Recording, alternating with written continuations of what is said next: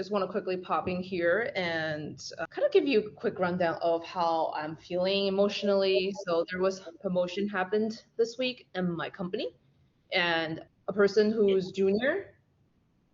Yes. 1 minute. Was this like a known, like this is promotion time, or like this is like in the Yeah, we calendar? gone through like a review cycle. Okay, okay. Like after this review cycle, this is like there's promotions and things like that. Okay, so So this is like expected then. Okay. yeah, exactly. Not like off cycle promotion. Okay. Um, so I mean, I'm only joined the company 8 months ago. I think so. One of the team member in our team, he has been in the role, the CSM role, for like a year and a half or like 2 years or so. He recently got promoted to senior CSM now. So I'm really really happy for him. And one thing that I have some feelings about, and I want to kind of like pop that question over to you ladies, kind of help me navigate this kind of feeling here, is even though I joined 8 months ago, I think there's a lot of progression that I was able to make and a lot of things that I can push within these 8 months period. And the feedback that I had in this cycle with my manager is like I'm doing a fantastic job, so I'm doing well, and the goal is Mm-hmm. that she wants to promote me to senior CSM, but given that I'm only there for 8 months, knowledge aspects still a bit of like, lagging here. I still want to be more developed for that promotion. And of course, other soft skills and things like that. So that's totally fine with me. Like, I also understand it's not like you should expect immediate promotion unless you're like freaking killing it, right? Right. So, but after I hear that, that one of our team member got promoted to senior CSM, it just like little, like a feeling like that, like stinks in, like stunts me a little bit. Yeah. I'm like, oh wow. I don't know if I think I'm feeling disappointed, but I don't know if it's at myself or at the company or at the manager. I don't know. I can't put my fingers around, but that feeling of, Well, it could be you wanted the promotion and thought and felt that you could get it, and then when you didn't, so right. it's not it's maybe just a letdown over a disappointment. I don't know.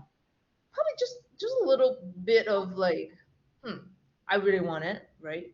Of course, and um, but I also am aware there's more work that I need to put into in Mhm. order to get that role. Um, and now like I hear other people are like getting the promotion. Now I'm like, I think that's also coming from jealousy as well. Like jealousy, also judging myself as, am I really doing a great job here? Mhm. And when I The ask that doubt.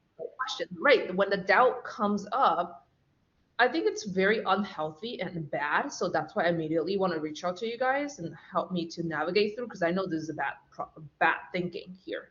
Mm-hmm. Mhm. Months here, and even I killed it, but like the expectation shouldn't be you're gonna get promoted. Like you keep learning, you should be keep learning and collecting knowledge and build out your worth and earn that Right. promotion. So but that moment when I hear the other promotion, it just really kind of like make me think like more of like I doubt myself and Mhm. I'm really doing what I'm supposed to do. Mm-hmm.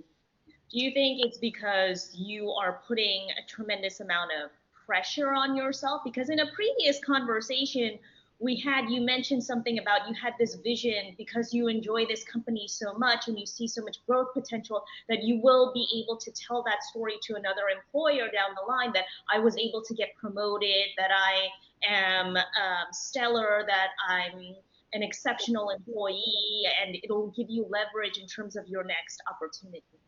I think so, Jenny, because I think this is unrealistic expectation that I put on myself. It's like the ideal state of me.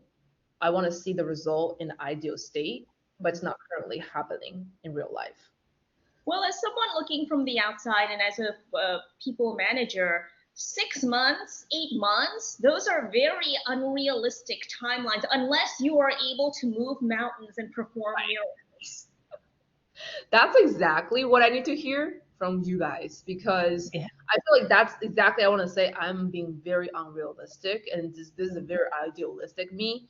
the feeling that I get right now and the expectation that I have, like, okay, I guess I'm imagining myself to be like a superhero here, like, which I am not. How our emotions and our feelings correlate to the logic and how we're able to, tell ourselves what's really and how to like, wait, what's the timeline? Because I didn't get a promotion in X amount of time, but then also, hey, but I was only at this company, for a very short amount of time, so your body doesn't realize like, oh, you're only at this company this time. It's like, I want a promotion because I've worked so hard in my career path to be at this place. And but I also think like an 18-month timeline is aggressive because Cleo, you mentioned this person at your current company who was promoted was there at least 18 months, if not more. Yeah. But I also think in today's day and age, like most people stay at a job 18 months, either get promoted or they move on to another company and they're getting a promotion. So I think the timeline, this idea of like you have to stay forever to get a promotion is outdated. And companies consider themselves startups and have like this, but then there's a lot of managerial and like leadership that's very old thinking too. So I think like also like there's a part of that. Like in 18 months, if someone's not getting a promotion, they're moving to another company. That's a given. Staying at a company for 3 years is a very long time in today's day and age. Yeah. I think staying at a company for like 3 years with the same exact title without any promotion, that's just absurd. That's Well, I was actually before joining this podcast was reading an article in Forbes about how this ex HR executive really crunched the numbers in terms of staying at a company, hoping for that promotion versus leaving, and why leaving and getting at least 10 to say 20% bump in salary versus staying at a company where it's the usual 2 to 5%.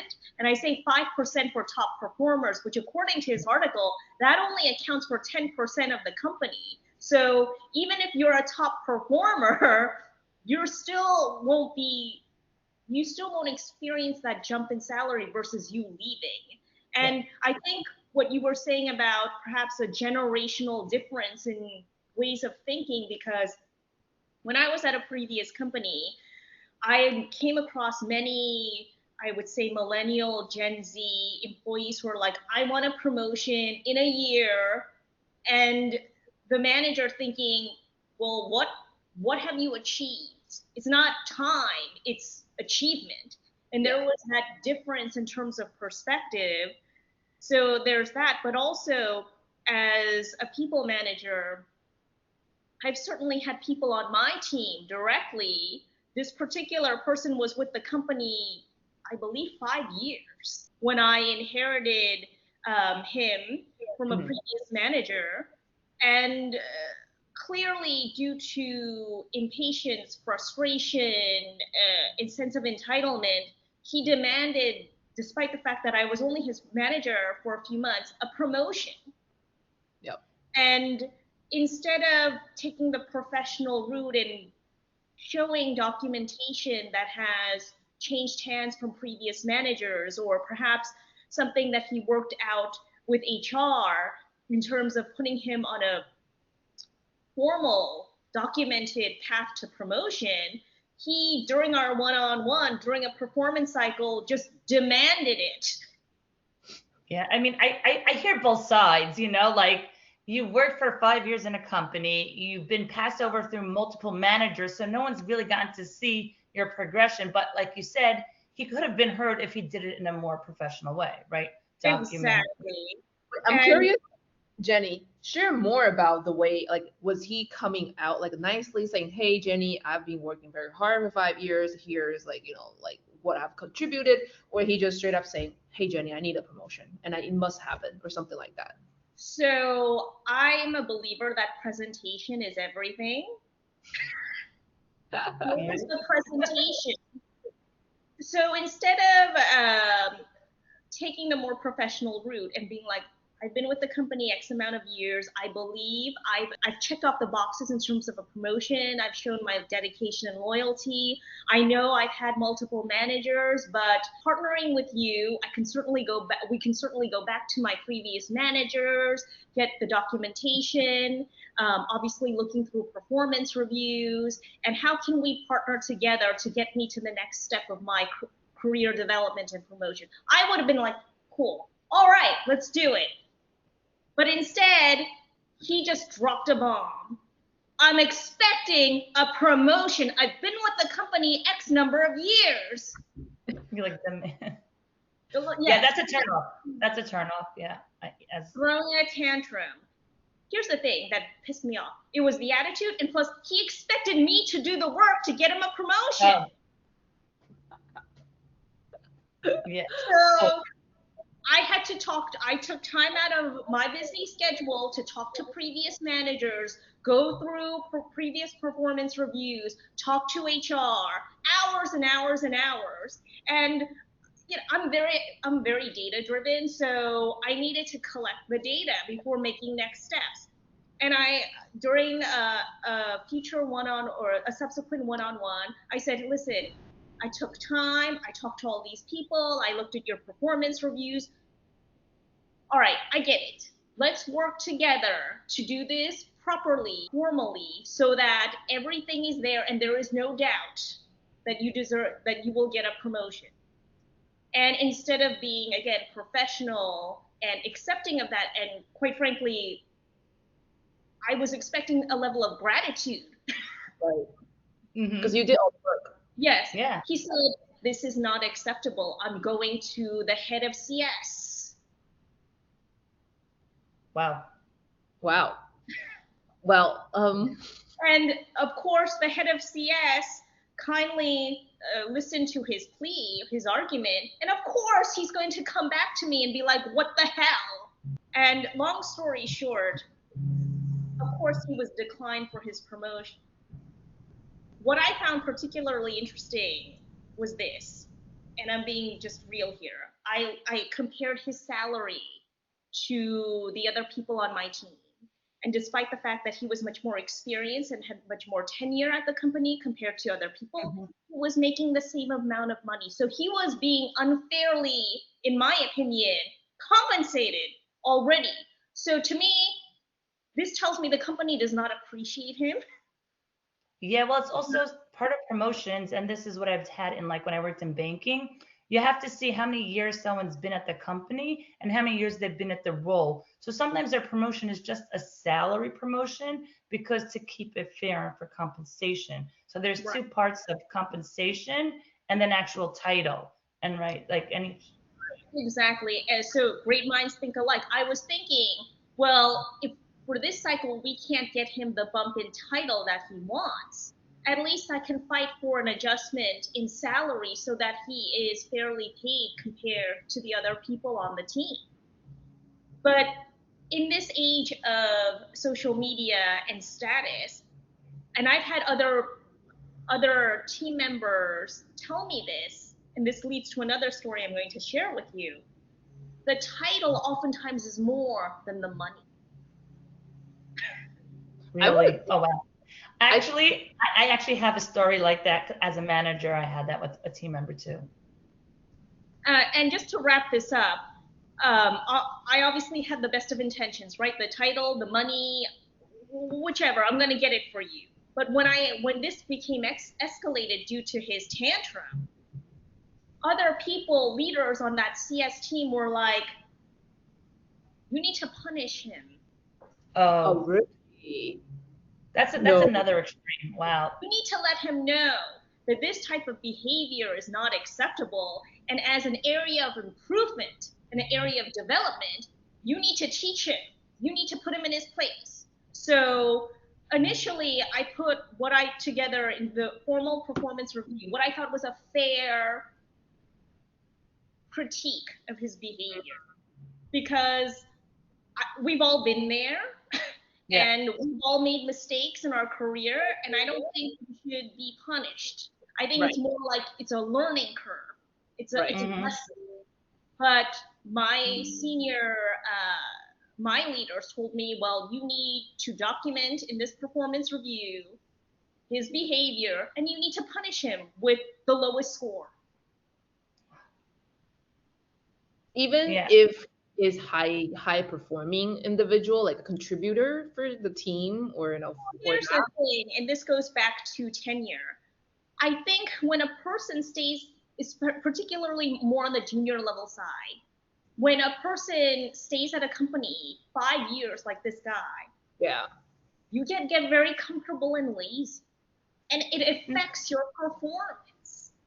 But there's also like knowledge, like legacy knowledge, like going back to, what Cleo was saying, how she's doing great, but the knowledge, like she still has gaps and not fully, Sure. And as a manager, like the knowledge is important because it helps you Sure. make better decisions and also support. There's a lot of value that comes in it too. It's not just you've been here X amount of years. It's because you've been here X amount of years, you have this better hold or learning or knowledge or, way of able to handle situations or not require that many resources. I agree, but I could also turn the tables and say, well, you're at this high growth startup, aren't you stale and kind of stuck in your ways and not embracing change and not being able to be nimble and agile and adjust with the times? I think my take after hearing both sides is, well, a couple thoughts coming through my mind. So 5 years at a company at same level, maybe, right? Same level. That's already a red flag. That's like, there got to be a reason why they don't promote you. It can be bullshit reason. And that's on that person to take an actionable step to show, like either that's leaving the company for another one, or, really fight hard, but like fighting in the right way. I think the way how he handled, or this particular person handles the communication with you, because I know you mentioned, Jenny, you were new, you were just joining the team, Yes. only a couple of months, handful of months. You were new at the time, but coming at you, like, you are a new person.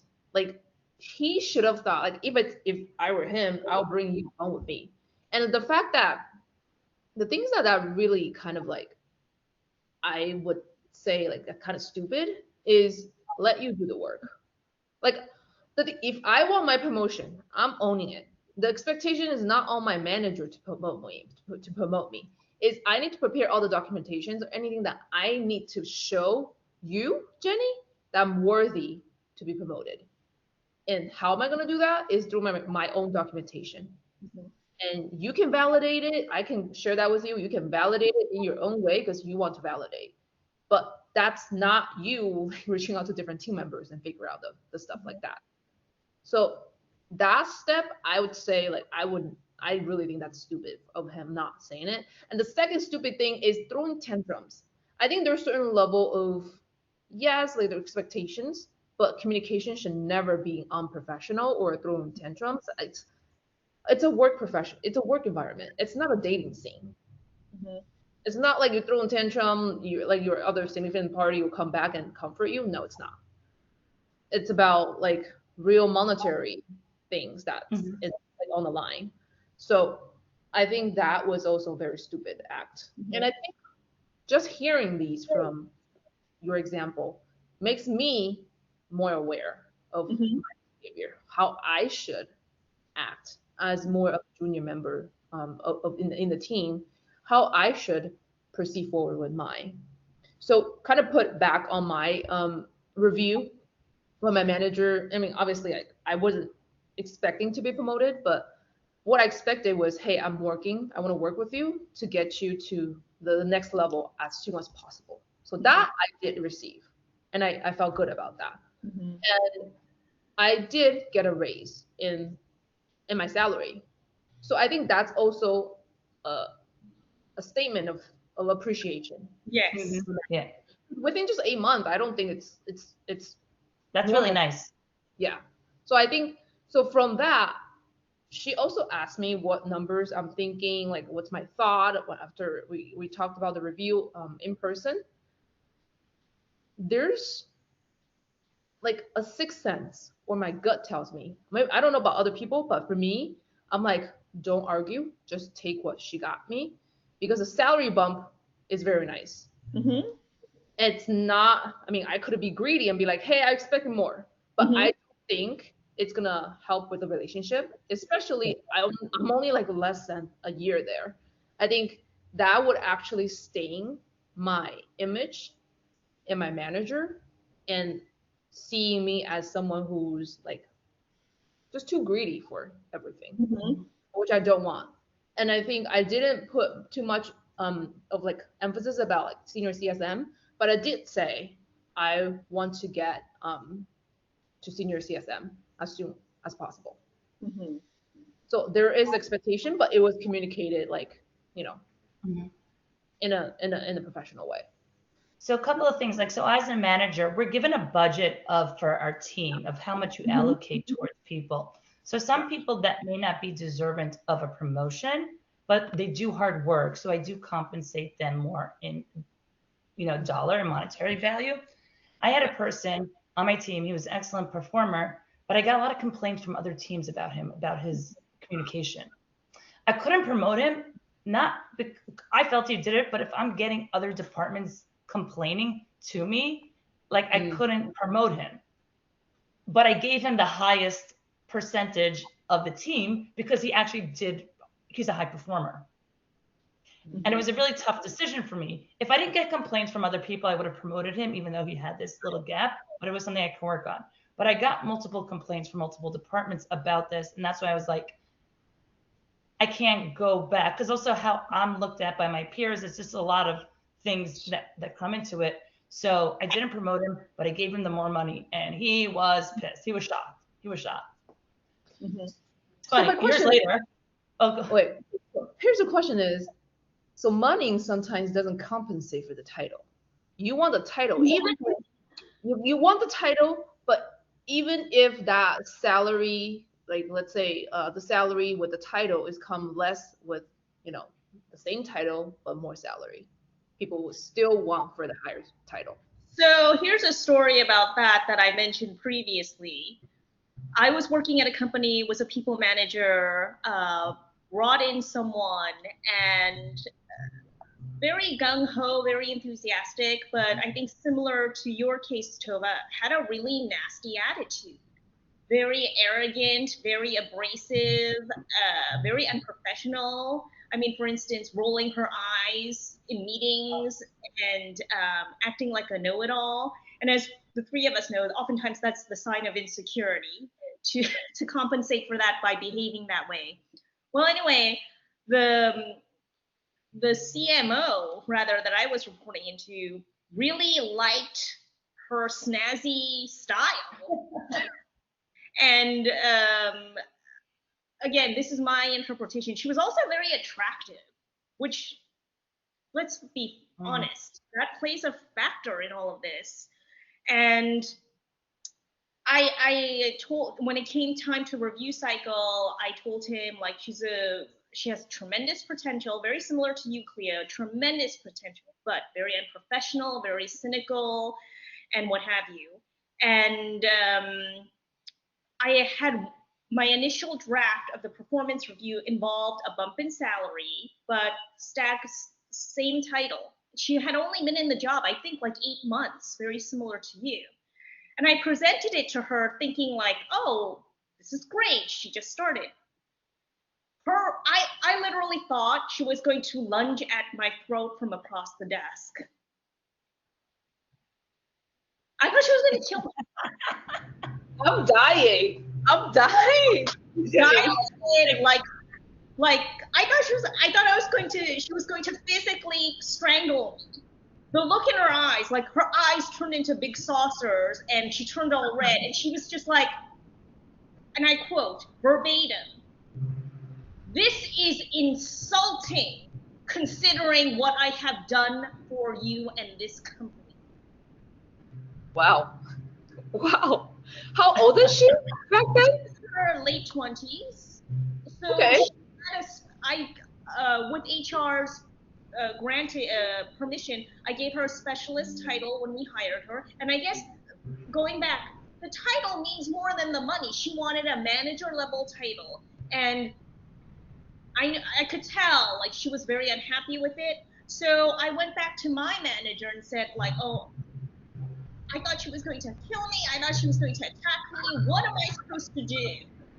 And to my absolute horror and shock, he was like, give her whatever she wants. I think she's fabulous. Oh, wow. Wow. Someone had a little crush. Give her what she wants. She's so good. Oh, whatever she wants. So I went to HR and was like, that's what the CMO tells me. What am I supposed to do? And we eventually, I paid him pay for a manager title and a little bit bump of a raise, considering that she had gotten a raise previously, and this was a month later. And I gave her the paperwork, and I told her like, you know, your Achilles heel in the area of development is your very arrogant attitude. Other people have mentioned this in meetings, and of course her eyes started to well up with tears. I didn't mean it that way. But then when it came to the formal documentation of her change, upgrade in title and money, she had the audacity to look me straight in the eye and tell me, I wanted the title. I don't care about the money. Wow. I care more about the money. For me, it's more about the money. Maybe because I have 3 kids. I'm like, I don't care. Call me whatever you want. Just pay me. I don't care. I want the money.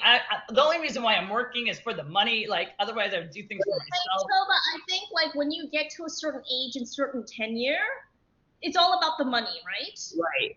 Because you've already gone hard to get to a certain level where you're just like, I'm comfortable with this. Just give me the money. And also, at every company, the title is different. The gravitas, the weight, the responsibilities, the salary. And when you get to a certain point in your career, you realize that and you accept it. And it's all about the bottom line.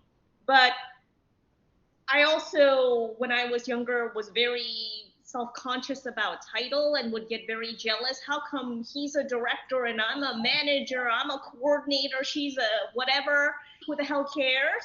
So I certainly am very sympathetic and empathetic to that. But I think the bottom line for me is professionalism, as you were saying, Cleo, and just having experienced both sides of the spectrum.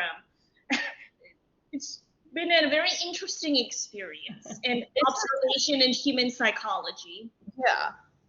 Absolutely. One quick comment, and then I want to hear Tova your. I really think just hearing this is helpful because the way how I'm going to handle like my future promotions or my future asks.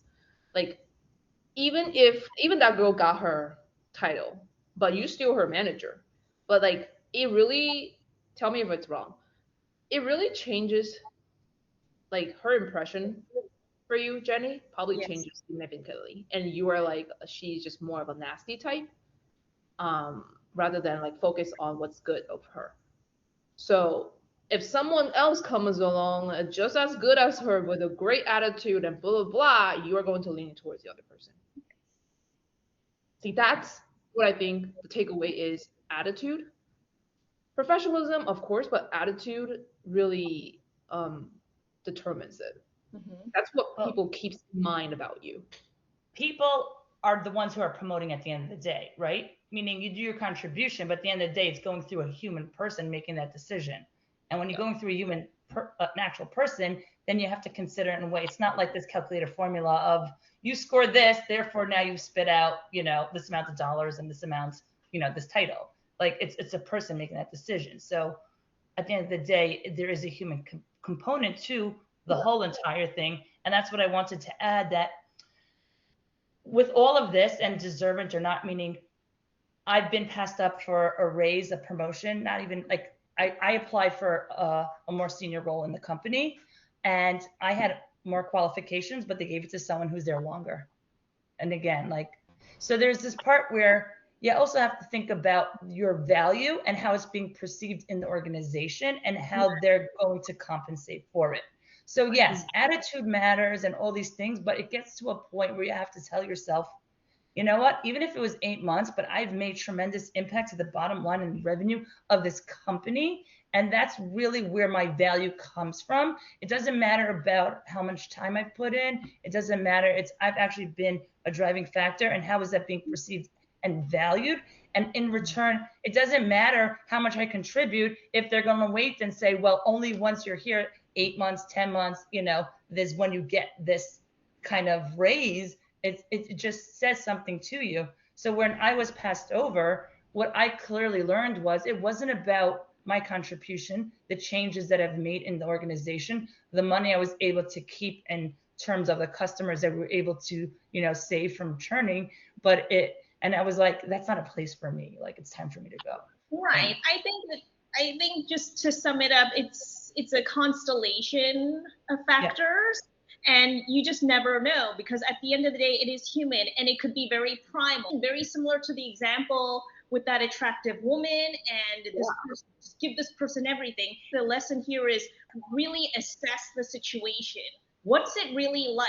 How have other people gotten promoted? And if they're going to make me jump through hoops, or I've been here X number of years and they're not valuing me, then it's time to go.